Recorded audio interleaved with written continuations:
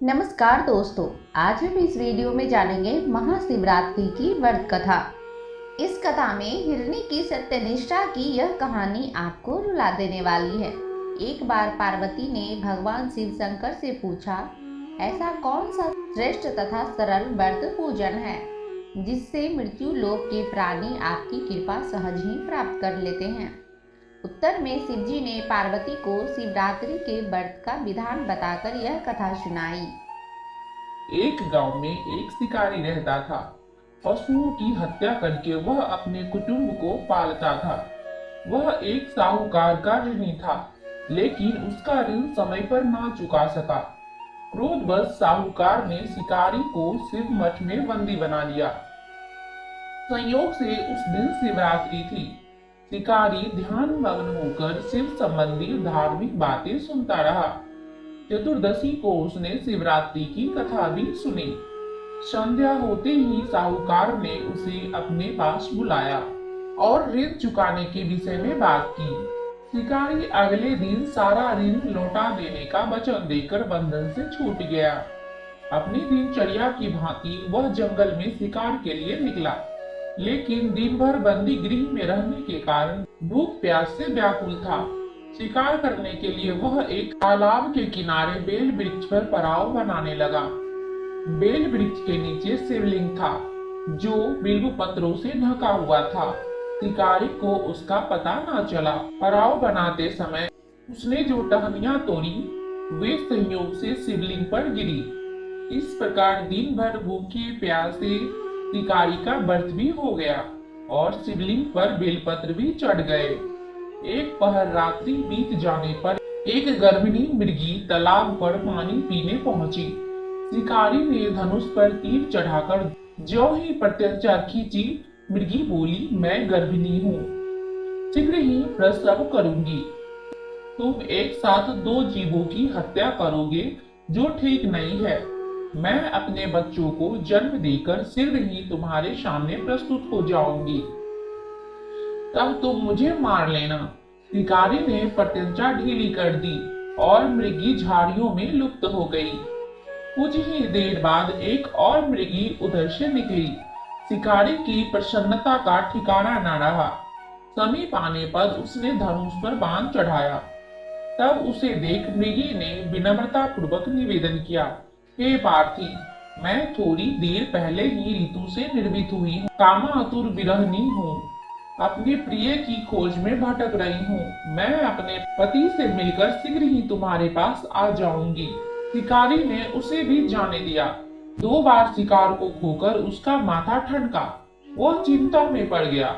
रात्रि का आखिरी पहर बीत रहा था। तभी एक अन्य मृगी अपने बच्चों के साथ उधर से निकली।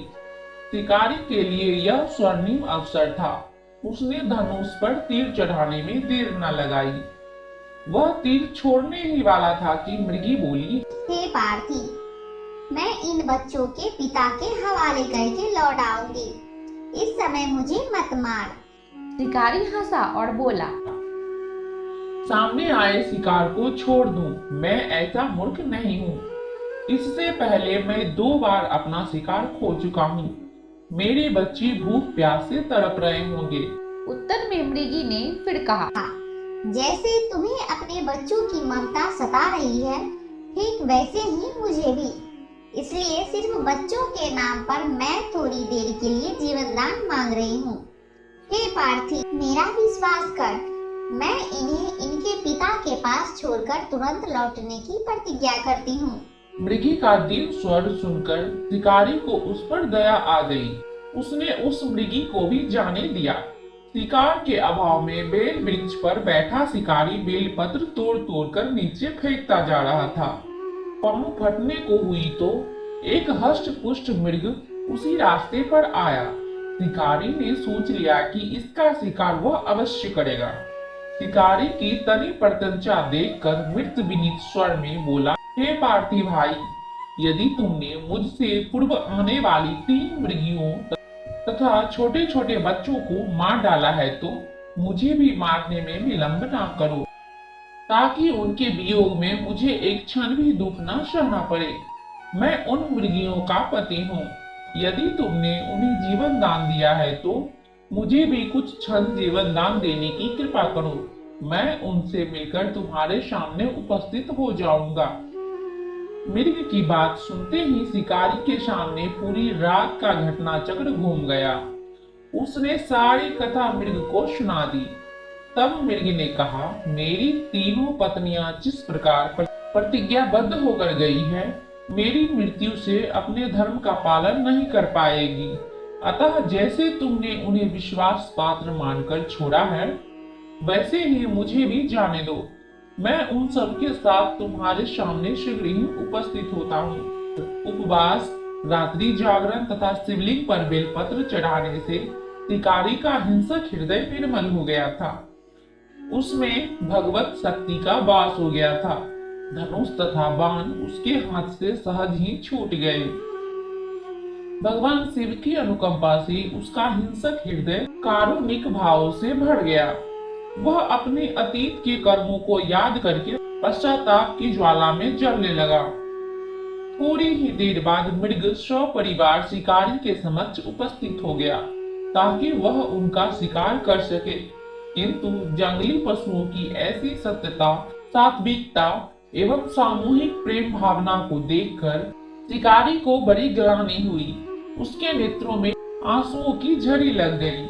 उस मृग परिवार को न मारकर शिकारी ने अपने कठोर हृदय को जीव हिंसा से हटा दिया, सदा के लिए कोमल एवं दयालु बना लिया। देवलोक से समस्त देव समाज भी इस घटना को देख रहा था। घटना की परिणति होते ही देवी देवताओं ने पुष्प वर्षा की। तब शिकारी तथा मृग परिवार मोक्ष को प्राप्त हुए। इस कहानी से हमें यही शिक्षा मिलती है कि हमें किसी जीव की हत्या नहीं करनी चाहिए।